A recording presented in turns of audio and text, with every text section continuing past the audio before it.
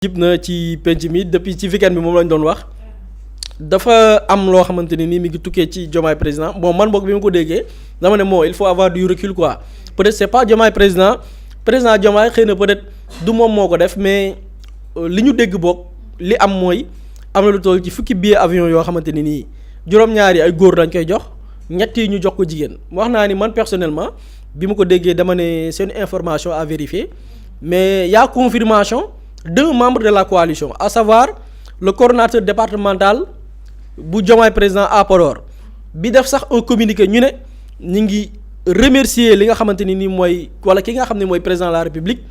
ci biir màkk yi nga xamante ni jagleel na ko ci ñenn ci ñi nga xam ni ñooy membre coalition bi di ko sant di ko gërëm di am rafetlu wala boog feddali li nga xamante nii mooy seen jàppale ñeel wala jëme ko ci ki nga xam ne mooy le président de la république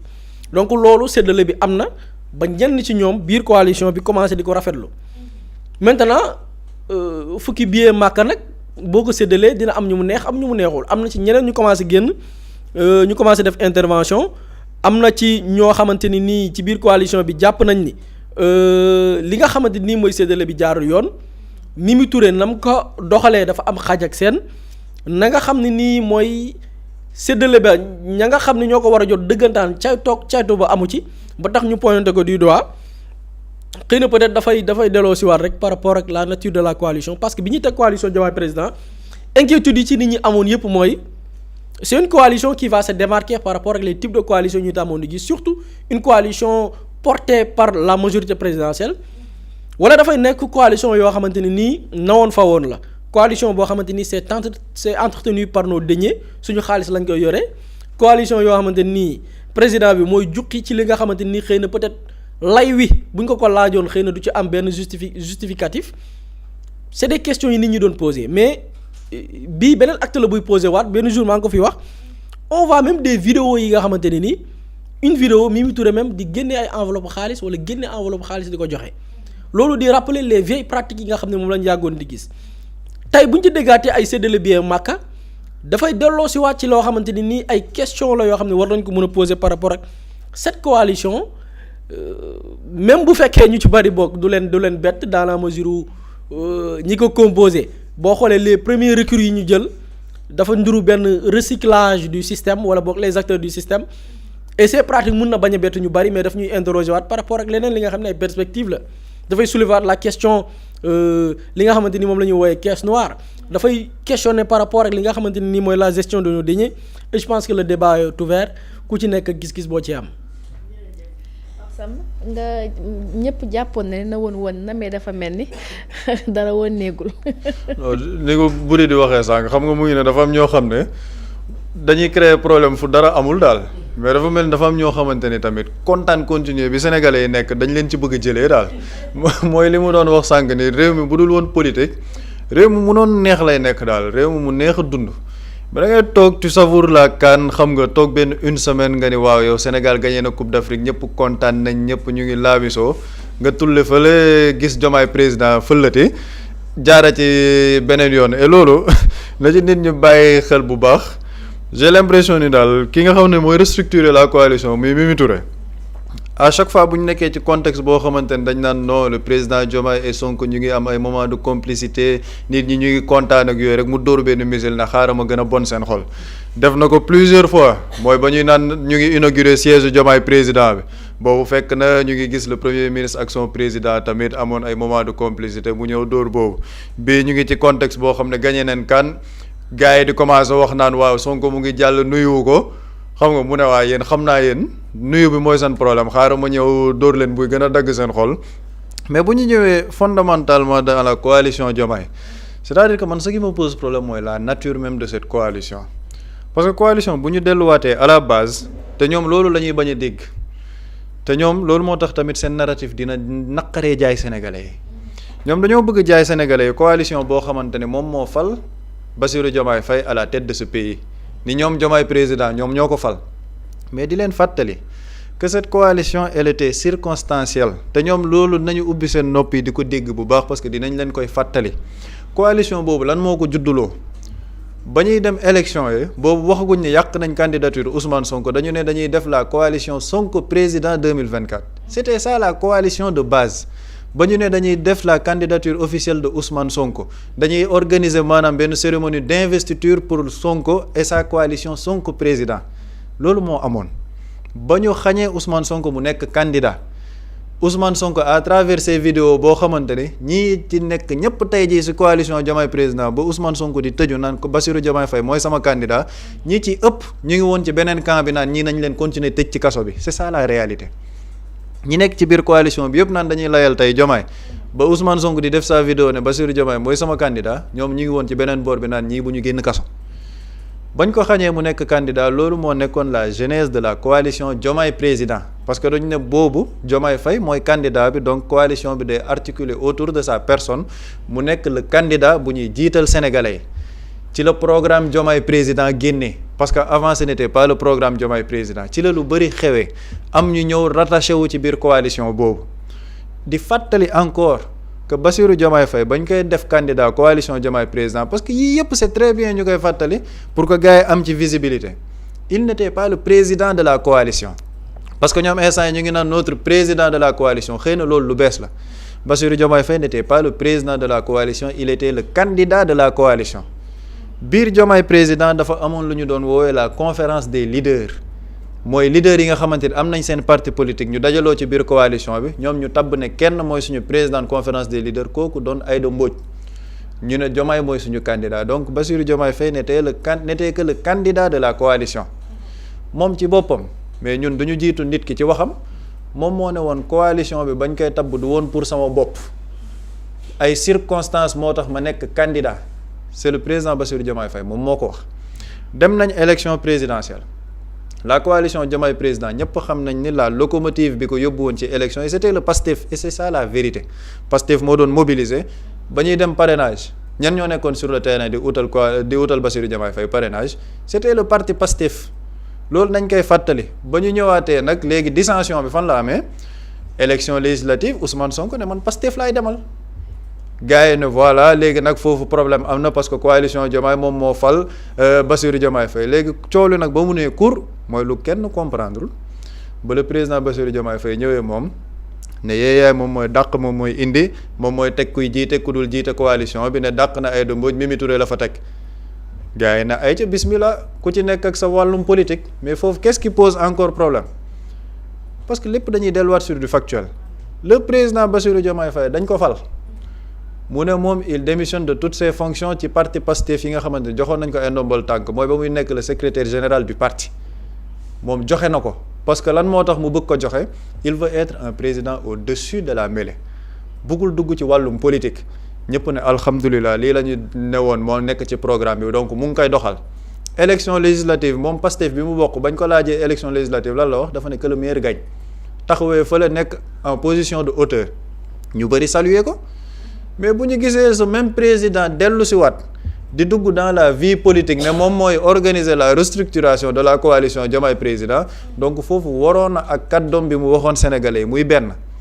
la nature de la coalition maa ngi koy wax mais ñi nekk ci biir coalition bi ñan la man dafa j'ai l'impression que la coalition Diomaye président xam nga booy dugg ci benn entreprise wala dara dañ naan la daa am charte yoo xamante ne ci lañ lay mën a recruter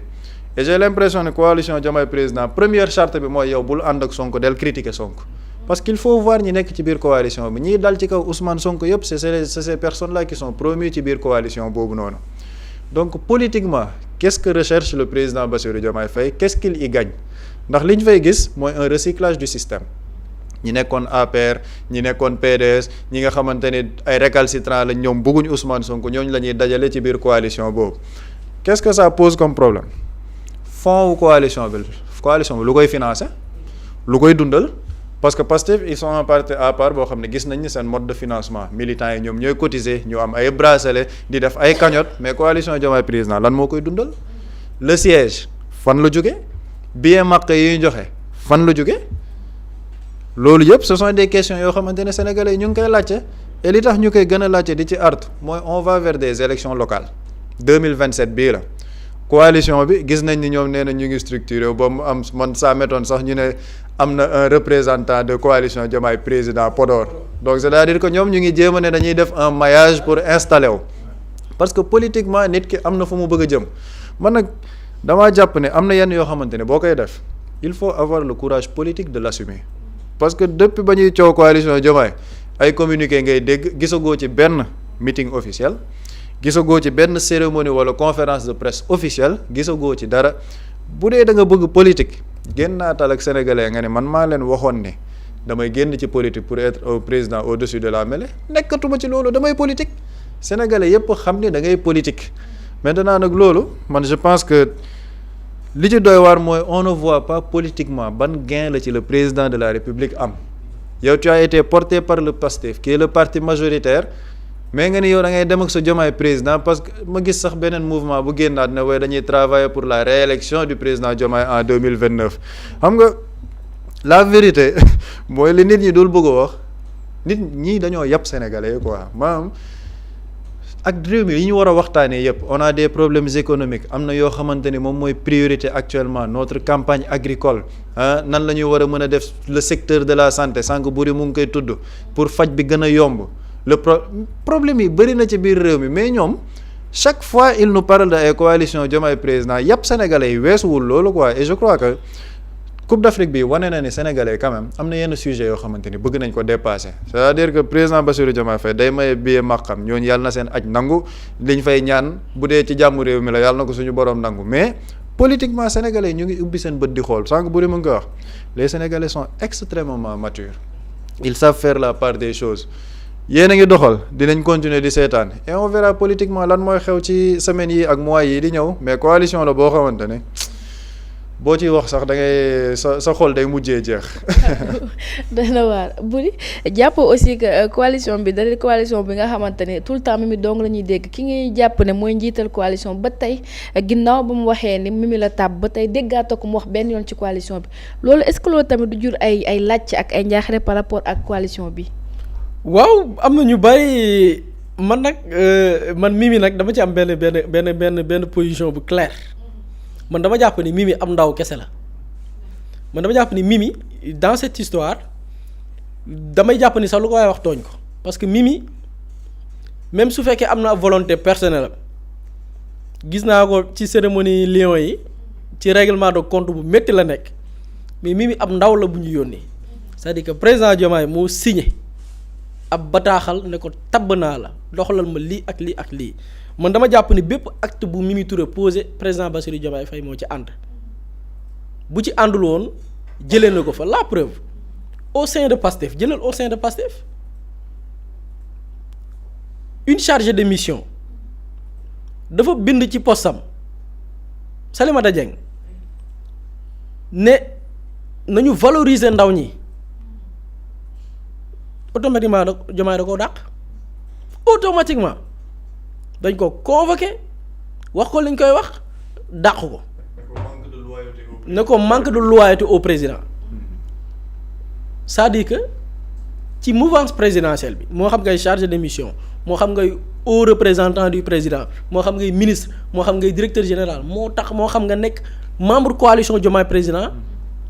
lu fa waaye wax ñu bàyyi la ca dafa parce que neex na le président Diomaye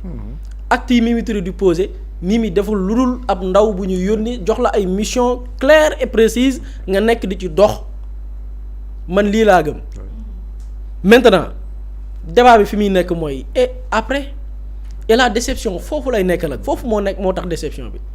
parce que Mimi Touré ci Macky Sall la nekkoon li ko fa jëlee du principe man loolu laa yàgg gëm man Mimi Touré ba ci moment bi relation mag waa Pastef di neex ñeneen ñi di ko défendre ñii naan wéy Mimi ànd ak moom nangam man musuma gëm ni c'est une personne bu war a def alliance ak ñi nga xam ne dañu jàpp ni changement la ñuy def man musuma ko gëm man lenn laa mës a gëm li ko génnee ci nguuru Macky Sall du dara lu dul poste Macky Sall daf ko jël campagne loo ko dugal ko ci dëkk bi fu ne bu wër fa campagne ba sonn. et c'était normal ñëpp dañu jàppoon ni présidente de l'Assemblée nationale direct ñu bàyyi ba ci jour ba Macky Sall tànn Amadou Mame Diop lii moo ko métti moo tax mu jugee ci Macky Sall la ko fa jëlee parce que Sénégal ñun man xaw ma yàlla may nañu ñenn ñi yàlla may na leen mais les gens ont ce talent ont cette capacité mais de réécrire l'histoire d'une manière boo xam mais da nga naan ñun li ñuy nettale xanaa ñun nekkuñu fi woon après lan la ñuy jaay non question de troisième mandat moo tax Macky Sall kii ko mais loolu méngoowul ak laa rek ñu mais ça ñi ngi fi woon la ko jëlee ci Macky Sall c'est pas une question parce que moom àndul ci troisième mandat non loolu ce n'est pas conforme par rapport ak récit bi ñu bëgg a jaay li ko fa jëlee mooy présidente assemblée nationale la bëggoon nekk Macky Sall jox ko Amadou Mame Diop mu mer gedd lii mooy la raison lii moo ko jëlee ci Macky Sall kon lan moo ko jëlee ci Macky Sall politique poste moo ko jëlee ci Macky Sall te bu ko gars yi doon xam balaa gars yi doon ci xam lu leer yàlla def Macky Sall tàndoon ko def ko président xam nga Amadou Mame Diop ñu bari dañ ko désingué di dal ci kawam di ko clash mais Mimi Touré bu nekkoon président assemblée nationale gars yi dinañ dund Pastef dina dund pire dinañ xam ne musul ànd ak ñoom par rapport ak des principes donc sénégalais lii moo leen métti dañu xeexoon pour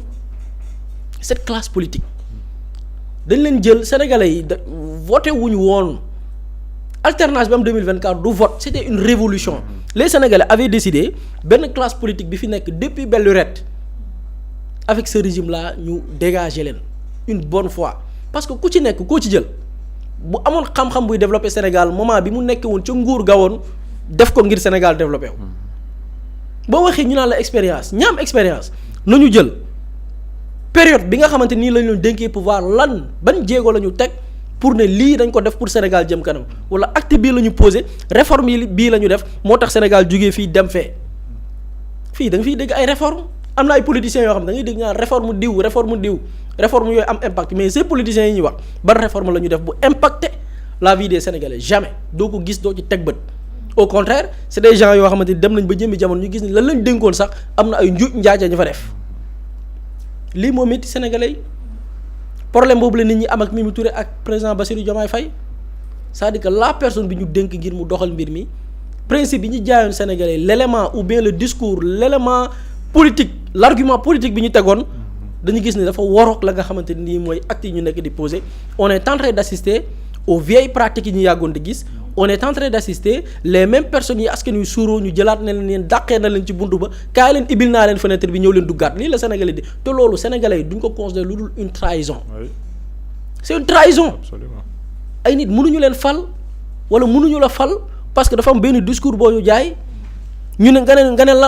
lan mooy sa campagne nga ne sama campagne mooy raxas gars yi fi nekkoon yàq réew mi parce que dañoo salteel maa ngi déglu benn vidéo président Bassirou Diomaye dafa ne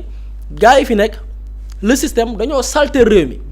salteel nañ yorinu réew mi salteel nañ jàng bi salteel nañ paj bi salteel mboolem bànqaas ci réew mi ñu ne ko yow noo koy régler mu ne bale laa yor bu ma jëlee damay faxas raxas ba mu set tey ñu gis ni ces mêmes personnes nga ne da nga raxas ok raxas nañ leen raxas bi mooy jëlee nañ leen fi nekkatuñu ay ministre nekkatuñu ay DG nekkatuñ ay PCA ñu jàll ibbi buntu ba dégager leen ka leen dégagé woon moo yor ndànk ba mu génnee ci buntu bi ba pare dem ibbi fenêtre bi di leen dugalaat ne leen di rocc benn par benn ñuy duggaat loolu mënoo fexe ba le Sénégalais bi seetaan di suivre l'actualité politique mënu ko considérer lu dul une trahison parce que bi muy voté bu ñu ko waxoon lii du la voteel léegi ñu ñëw ci l'entretien de la coalition parce que coalition bi c'est très simple c'est une manière de recycler le système. Absolument. Pourquoi? Pour avoir une base politique. Pape Samba mi ngi koy wax ñi ngi structurer ay communes dégg nga sànq benn comité Podor di nga déggaat beneen comité Ndiaganiao beneen comité parce que ci loolu la ñu nekk maintenant moom la nit ñi doon laaj invité woon nañ fi doyen Moustapha Diop bu Walf ñu koy siyaar bu baax muy poser des questions muy laaj coalition boobu bu ngeen ko tegee naka ngeen koy financer coalition boobu dàpp naa ni boobu amaguñ siège le doyen Moustapha Diop di laaj di ngeen am siège mais siège boobu kan moo koy fay est-ce que da ngeen di cotiser te ku ne xam na ni mais le système xamuñu cotiser de. xalaatuñ ko sax ñoom seen politique mooy man du ma cotiser damay politique pour ko jox ma fal nañ fi benn ministre Macky Sall mu ne suñu kër ga fees dell mu jël parole ne léegi suñu situation jeex na tekki nañu léegi dañ daan dem ñu ñuy jox léegi ñun ñooy joxe donc ñoom seen politique joxe bokk ci de maanaam génnee ñuqi cotiser non non non non dama ñëw adhérer pour nga may jox nit ñi di poser la question mais kan moo leen di yor tey dégg nañ billet Màkka su ma juumul 4 millions 5 millions pour 10 personnes c'est limite minimum 50 millions mais lan mooy la pertinence say dem Màkka sax suñu jàng soriwul ci wàllum diine suñu ustaas yi mën nañu gàggante buñ juumee mais dem màkk du yor rek am billet dem am na ay charte yoo xam ne boo waree dem sax war nga ko sàmmoonteel est-ce que bàyyi nga fi ay bor est-ce que leneen ak leneen est-ce que wér nga nangam ak nangam pas tas de critères est-ce que tooñoo ngeen jël ay billets di joxe comme ça quelle est la pertinence même di may ay billets màkk c'est-à-dire loolu mooy problème bi maintenant fan lu ci xaalis bi jóge ñun dañoo dégg man bi ma ko déggee dama ne peut-être gars yi xumbal nii rek mais ñoom laa dégg seen un membre di féliciter président ci billets yi mu leen may mais fan lañ ko jëlee xaalis bi dama déglu Ousmane Sonko te man dama jàpp ne Ousmane Sonko waxam révélation da ci am ay waxam projection da ci am ay waxam junj da ci am dama déglu ci benn discours am le 8 mu wax ba tudd ay caisse noire mu wax daanelee ko ne gor ca wax ca waxu ko benn yoon mais daf ko répété te gor ca wax ja su ma juubu répété na ko ñetti yoon ci mbiru caisse noire bi bu nee gor ca wax loolu lu muy wund wala bu doon ni moom boppam lay waxal moom ñun bu ñoo génn naan jëloon gor ca wax ja engagement bi mais bu génne naan gor ca wax ja kal lay waxal man dama jàpp ni day waxal ki yor caisse noire te am la mu waxoon te kooku moo yor caisse noire lan la waxoon ci programme bi Sénégalais yi voté le 24 mars 2024 dafa ne ci pàcc bi nga xam ne ñi ngi ko jagleel juróom-ñaareelu ponk boo demee ci programme Diomaye bi ñi ngi ko intitulé la reddition des comptes et le renforcement de la compétence des corps de contrôle ci benn poñ bi dañ ne nous supprimerons les fonds dits politiques et les remplacerons par les fonds spéciaux votés par l'Assemblée pour les opérations ultra sensibles entre parenthèses ci biir programme bi armement et mission secrète par exemple dañ ne li nga xamante ni nii moom lañ fi fekkoon parce que fonds yi fi amoon fonds politique yi comme nii rek président moo yor kees gu ñu koy sàkkal mu réglé ci ay mbiru politique am way bëgg naa politique bëgg naa am base ci del dëkk xaara ña fa jiite mbootaayu politique ba xaara ma may leen ay billet màkk waaye loolu sexal la xaar leen leneen a ngi ñëw moo gën a neex nit ñi toog dundee yaakaar ci ngay créer une base politique mais dafa am leen lu ko lal ces fonds politiques mooy nit ki du ko layal bu dee caisse noire la nit ki du am justifié comme tey nit ñi naan trésor buy génnee ministère bi dafa war a joxe benn argument économique bi waral décaissement bi wala service bi wala agence bi fonds politique yi nag moom wala caisse noire bi moom amul lay yow dañ ne jël ko sax nga dajale ko ba mu mat nga sotti essence taal doo rendre compte kenn le programme président Bassirou Diomaye Faye dafa ne woon loolu noonu ñuy dàkkantalee sax fonds politique dañ koy remplacer ak ay fonds spéciaux te fonds spéciaux yooyu noonu dañ koy voter à l'Assemblée nationale ñu xam fan la war a dem mais aussi dañ koy financer lu dul ay opération yoo xam ne dañ koy dippe ay opération ultra sensible soit Sénégal am na lenn ci loo xam ne suñu wàllu kaaraange la mu am opération yoo xam ne dañ ko war a mëne mu gaaw ñu dem jël ci fonds spéciaux yooyu noonu financer ko wala ñu jàpp ni am na ay missions yoo xamante ni c'est des missions secrètes xam nañ ni le président ou bien ñenn ci ñu yore moom ba tàgg dañuy amee ay missions yoo xamante ni loolu dañ koy mëne ñu ne ci mission secrète yooyu noonu léegi maintenant qu'en est-il de ces fonds fu ñu ci toll on est 2 ans bientôt 2 ans au pouvoir mu des 3 ans fan lañ toll ci lii je pense que lii ci leeral lii ci la war a bokk naka la ñuy def avec ces fonds là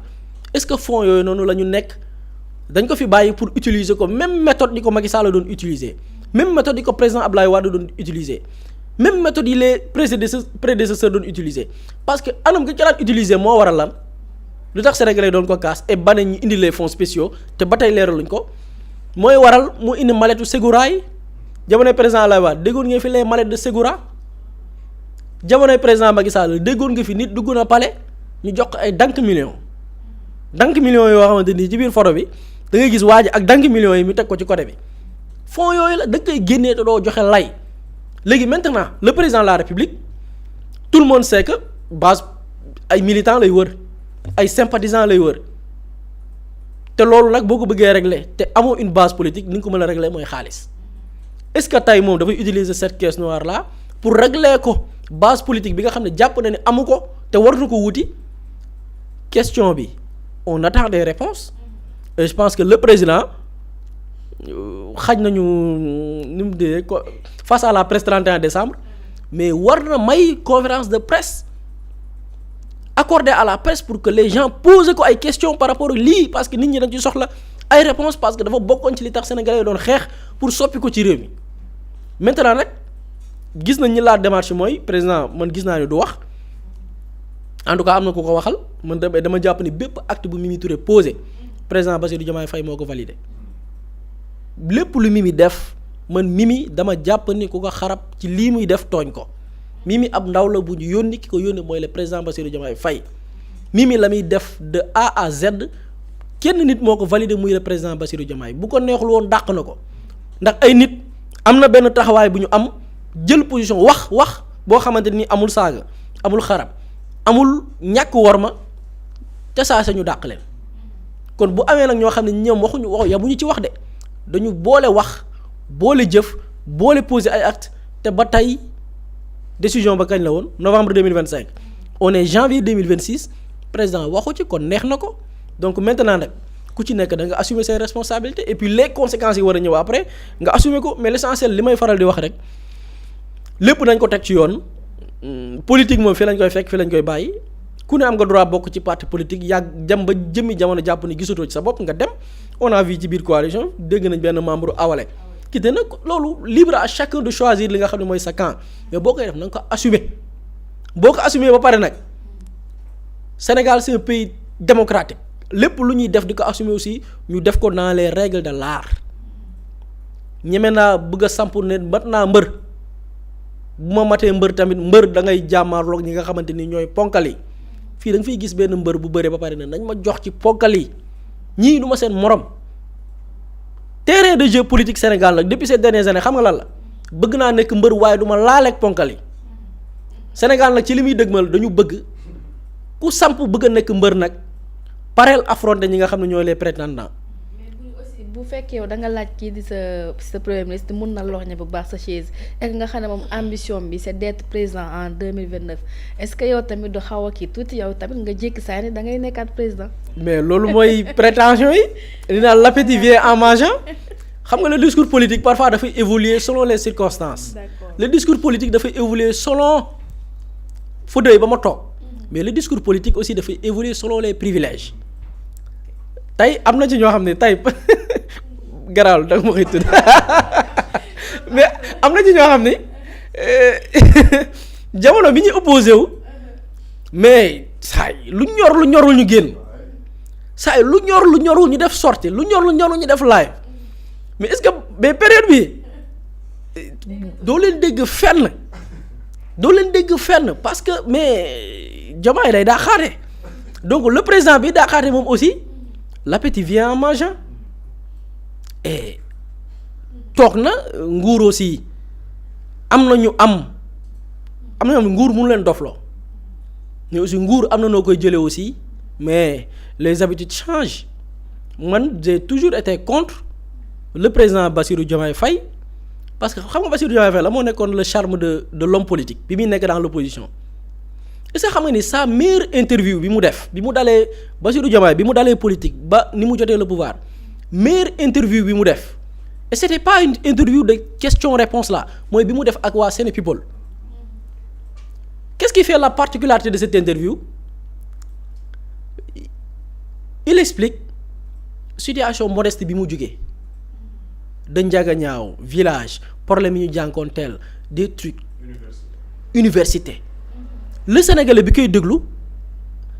dafay identifié wu ak Bassirou parce que Bassirou li muy expliqué nii moom Sénégalais bi loolu lay dund loolu moo def l'originalité de la personne man dama jàpp ni interview boobu noonu am na sax ñoo xam ne ñu ngi doon laam-laame par rapport ak kii la ñuy voter ou pas interview boobu daf leen permettre ñu valider ak beneen interview bi mu def ak Walf mooy bi mu def ak suma juumul Moustapha Diop Père Edouard suma juumul boobu aussi il explique on voit le Sénégalais authentique moom laay wax parfois le discours politique évolue le comportement politique évolue selon le contexte selon les privilèges mais la déception mooy bi mu jëlee le pouvoir dañ ko dénaturer y a un cercle y a un cadre non booy dox defal ni waaxul ñàngalal fasal kanam nangam dugal ko ci des trucs yoo xam ne gis nga la personne évolue la posture change la démarche change tey jëlal affaire des fondations des premières dames ñëpp jàppoon nañ ni mais c'est fini mais tey mi ngi waat sur la table lenn rek moo ko téye te ñëpp xam nañ ko dañuy reveniraat avec les vieilles méthodes les vieilles pratiques malheureusement nag comme li nga wax bi ngay door a toog la nga nekkoon yaa ngi ca ba tey diw na lorñe affaire yi parce que dama doon xeex pour mu jot le pouvoir mais tey le discours change kooku nga ne mu lorñe mais lorñe bi muy lorñe d'accord léegi Ousmane Sonko day lorñe nangu na ko day lorñe mais ci lorñe boobu doonu moom mu ne dafay structurer coalition bi nga bañ lànk ne doo ko structurer man maa koy structurer tànn ka ma doy ngir mu structurer ko mooy le discours d'avant ak tey bokkatul li nga bëgg laa bëgg li naan li nga waxee li mbëtt bëgg la bar bëgg foofu la tolloog Ousmane Sonko moo tax may wax nag parfois nag ce qui est désolant mooy le fait de ne pas assumer cette posture là il faut l'assumer ko mooy damay def politique léegi maa ngi exercer la fonction du président mais aussi damay politique nga assumer ko et puis bu ñu koy assumer aussi nañ ko def ci na nekk posture bu gentleman quoi c'est-à-dire que bu mu am ndëgg sërëx bu mu am galgal bu mu am loo xamante ni nii xëy na peut-être parce que y a beaucoup de choses qui se passent peut-être les gens auront la possibilité de dire mais même boo xoolee tey le Pastef avec la posture du président Bassirou Diomaye Faye mais tu vois clairement que y a une intention claire de démanteler le Pastef cassure boo xamante ni maintenant c'est visible da nga koy gis tey même au sein de Pastef da ngay gis yow tu vois les pro Sonko et les pro Diomaye parce que ñenn ñi sax jàpp nga ni ok parfois même boo bëggee Diomaye nommé la dara saa yi xawal njar discours bi quoi discours bi rek woyofal quoi. Il y a des pro Pastef, il y a des pro Sonko, des pro Diomaye et des pro ni oui ni non. ni oui ni non et loolu lépp xoolal situation boobu. et parfois même am na ci sax ñoo xam ne xoolal parfois sax bëgg en fait dañu gêné wu. am na ci ñoo xamante ni ñoom dañu sentir la ñuy wax ñoom. assumer radical assumer am ñoo xam ne ñoom poste ba la ñuy sóoraale mais am na ci ñoo xam ne dañuy gêné wu ci seen biir am na ñoo xam ne xoolal dañu am gêne c'est-à-dire que du man am na ku ma ci dégg koo xam ne dafa ne saa man xaw ma sax fu may teg sama tànk jamono ji dama jaaxle am na ñoo xam ne situation bi dafa leen jëlee kaw ba tey yeewooguñ faa ñu tàppal leen ngir ñu jóg gëmuñu ko te loolu lan moo ko waral muy le communiqué lenn moo ko waral le communiqué bi président Diomaye def tabb Mimi Touré loolu depuis boobu lii tàmbali donc cette situation kenn moo ko mën a régler muy moom et malheureusement góomu mu régler ko parce que il a des ambitions politiques bien màkka yi sexal la rek am na fi benn politicien bu bokkoon jamonoy Macky Sall bi ay jeunes jugee naan dañuy xeex ci dëkk baak yooyu noonu paa yi ñoo jóg ne leen yee ak maire yi régler leen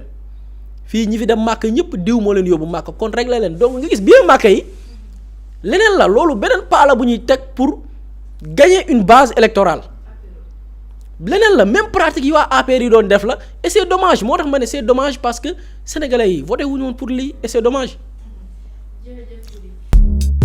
Mously Immo Sénégal moo leen di indil saafara ci jafe-jafe bu ngeen am ci wàllum immobilier yow mi bëgg a jënd kër yow mi bëgg a tabax wala nga jaay sa terrain jokkool ak waa Mously Immo ku am sa kër bëgg ku la ko terrassel wala nga am sa tool bëgg ku la ko lotisel defal la ko ay terrain Mously Immo Sénégal daf leen koy jàppandal gunge leen ci anam gu mucc ayib ku am sa kër itam te nekkuloo ci biir réew mi bëgg ku la ko toppatool gérer la ko Mously Immo moo ci gën a gaaw gën ci wóor ku bëgg réfectionner tabax wala nga defar plan architecte mën nga jokkoo itam ak waa Mously Immo Sénégal mën ngeen leen a woo ci 77 887 25 13 77 887 25 13 Mously Immo indi saafara ngir jëndum kër tabax jaayum terrain terrasse yi ay tool wala lotissé ko defal leen ko ay terrain loolu lépp Mously Immo moo ci gën a gaaw man ngeen itam abonné ci seen chaîne YouTube Mously Immo Sénégal ngir am yeneeni xabaar yu gën a dëggu wala itam wàllum conseil ci wàllum immobilier fii ci biir réewum Sénégal